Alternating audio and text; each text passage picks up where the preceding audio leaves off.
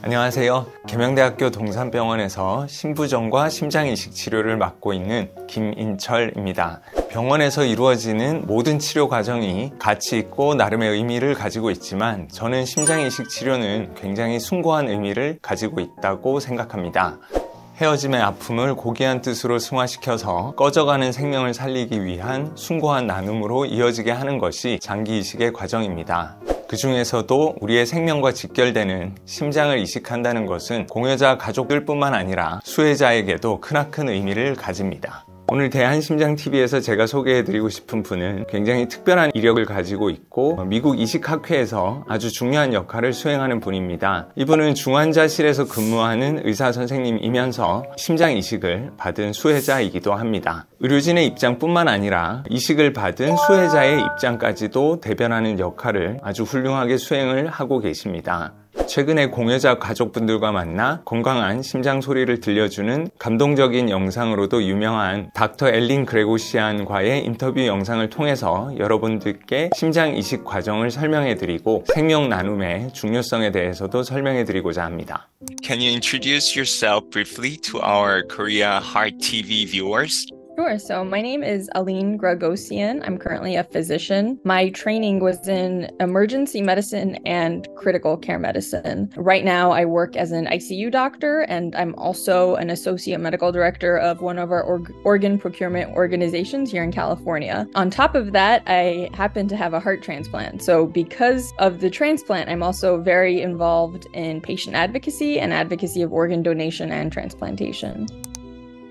So my first question is, could you please share your story more in detail when you underwent heart transplant surgery? Sure. I was in my third year of emergency medicine residency, and so I started feeling sick. I had a cough and just wasn't feeling good. Like I was very fatigued. And over the course of like a few weeks, basically, my symptoms got worse. They thought maybe it was a pneumonia. Weren't totally sure what it might be. But when I was in the hospital, I actually had to get resuscitated. They actually had to intubate me, put me in a medically induced coma. They took me to the cath lab, and eventually, they diagnosed me with cardiomyopathy. After we did some genetic tests, it had been potentially a familial dilated cardiomyopathy was the cause. It was something that my dad had had as well. Basically, I got diagnosed end of 2018 when I was 30, and I got a transplant beginning of 2019. So within a period of 3 weeks of my life, I went from sick to diagnosis to transplant. So January 29 is my real birthday, and then January 15 was the day that I got the transplant. So yeah. I have 2 birthdays in January. 네, 이분이 응급의학과 전공이 3년차 때 밤에 근무를 서고 있는데 굉장히 호흡 곤란이 심했던 것 같습니다. 기침도 하고 숨차하니까 위에 계시는 선생님께서 엑스레이를 한번 찍어보자 이렇게 얘기를 했던 것 같고, 심근병증이나 심부전이 심할 때 폐부종이 생기는 그런 과정은 폐렴과도 상당히 유사합니다. 폐에 물이 찬 거는 때때로 폐렴 소견하고 비슷하게 보이기 때문에 아마도 처음에는 폐렴이라고 오인했었을 수도 있을 것 같습니다. 심근병증을 가지고 있는 분들은 갑작스럽게 심정지가 오기도 하기 때문에 이분이 만약에 몸이 안 좋아서 집에서 좀 쉬어야 되겠다 하고 집에 들어갔었다면 병원 오기까지 그 심정지 상태가 상당히 오래 지속이 되면서 그 이후에 어떻게 됐을지 사실은 알기가 좀 어렵습니다. 이분은 운이 좋게도 병원에서 심정지가 발생했기 때문에 그에 대해서 적절한 조치가 이루어졌던 것 같고, 아마 심폐소생술 이후에 회복을 했던 것 같습니다. 회복한 이후에는 심근병증이라는 진단이 정확하게 내려질 수가 있었고, 더 이상 심장 상태가 회복되기 어려운 상황이라는 것을 판단하고 심장 이식을 결정했고, 보통 우리가 심장 이식이 필요한 분들이라 하더라도 본인과 맞는 공여자를 적절한 시점에 찾는 과정이 굉장히 어려울 수 있습니다. 왜냐하면 적절한 시점에서 뇌사 공여자가 있기도 어렵고, 이분이 그 상황에서 또 준비된 상황에 있어야 하는데 시점이 맞지 않거나 상황이 맞지 않은 경우에는 심장 이식이 이루어지기는 어려울 수도 있습니다. 그렇지만 이분 같은 경우에는 그런 과정들이 3주 이내에 적절한 시점과 적절한 공여자가 매칭이 됐기 때문에 심장 이식을 받을 수 있었고, 저와 함께 인터뷰를 받을 수 있었던 것 같습니다.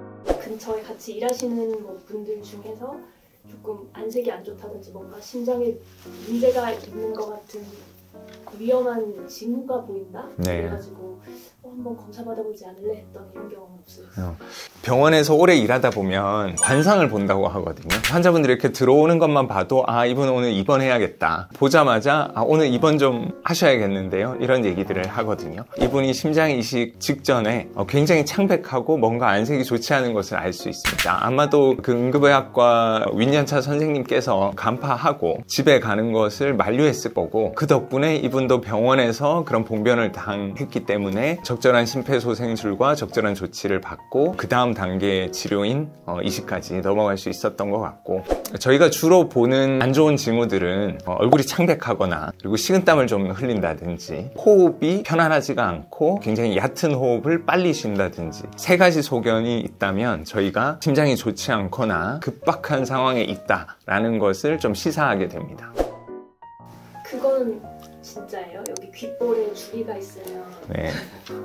귓볼에 주리가 있는 경우는 동맥경화가 있는 사람들, 그리고 콜레스테롤이 높은 사람들, 그런 분들하고 좀 연관이 많다는 연구들이 있고, 그래서 그런 분들은 심근경색 같은 심장 질환들이 잘 온다라는 얘기들이 있습니다. 근데 우리가 주름이 있지만 그거는 향후에 생길 수도 있는 거기 때문에 정기적인 점검을 받으면서 혈액검사도 받고 필요하면 뭐 심장에 의심되는 질환이 있다면 그런 것들을 좀 더 꼼꼼하게 볼 수는 있겠지만, 그런 분들이 다 심장병에 걸리고 모두가 위험한 건 아니기 때문에 이렇게 전체적으로 훑어볼 때 환자에게 좀 눈여겨보는 사인 중에 하나긴 합니다. 근거가 있는 말이군요. 네, 맞습니다.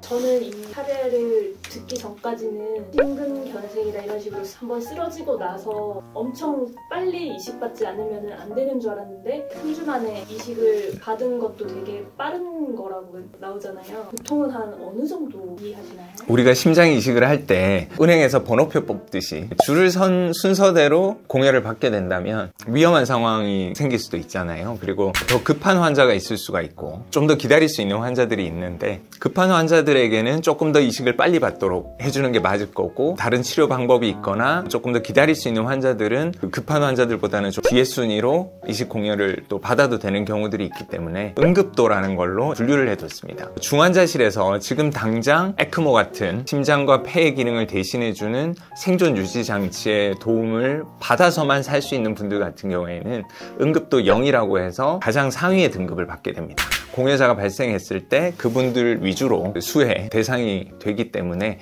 응급도 0 환자분들이 먼저 수혜를 받게 됩니다. 보통 일반적으로는 한 2주 이내에 받았으면 하는 생각이 저희 모두 의료진들이 갖고 있고, 그렇게 받았을 때 가장 좀 안정적이고 환자분들도 잘 견딥니다. 응급도 0 다음에는 응급도 1이 있는데, 그런 분들은 강심제에 의존을 해서 병원에 주사 치료를 계속 받으면서 지속적으로 입원을 해 있어야 되지만 퇴원할 정도의 컨디션은 안 되는 그런 분들이 병원에서 입원해서 계속 대기를 하게 됩니다. 뭐 짧게는 한 몇 달, 길게는 한 1년 이상까지도 병원에서 계속 강심제의 도움을 받아서 유지를 하게 되는데 조금 더 대기 기간이 길게 됩니다. 닥터 엘린 그레고시안 같은 경우에는 심폐소생술을 했지만 그 다음에는 또 회복된 단계였기 때문에 아마 응급도 0의 상태는 아니었을 걸로 생각이 됐고, 기다릴 수 있는 상황이었을 수도 있겠지만 뭔가 점점 나빠지는 그런 과정이었기 때문에 3주째의 이식을 받았고 지금은 건강하게 잘 지내시는 것 같습니다. 이번 시간에는 닥터 엘린 그레고시안의 그 심장 이식 받은 이야기에서 말씀을 드렸습니다. 그 이후에는 이분이 이식을 하고 나서 관리를 어떻게 하고 있는지, 이분이 이식하고 건강을 되찾은 이후에 공여자 가족분들을 만나서 나눈 그런 감동적인 이야기를 같이 들려드리도록 하겠습니다. 오늘 이런 내용이 마음에 드셨으면 구독과 좋아요 그리고 알림 설정까지 반드시 부탁드리겠습니다.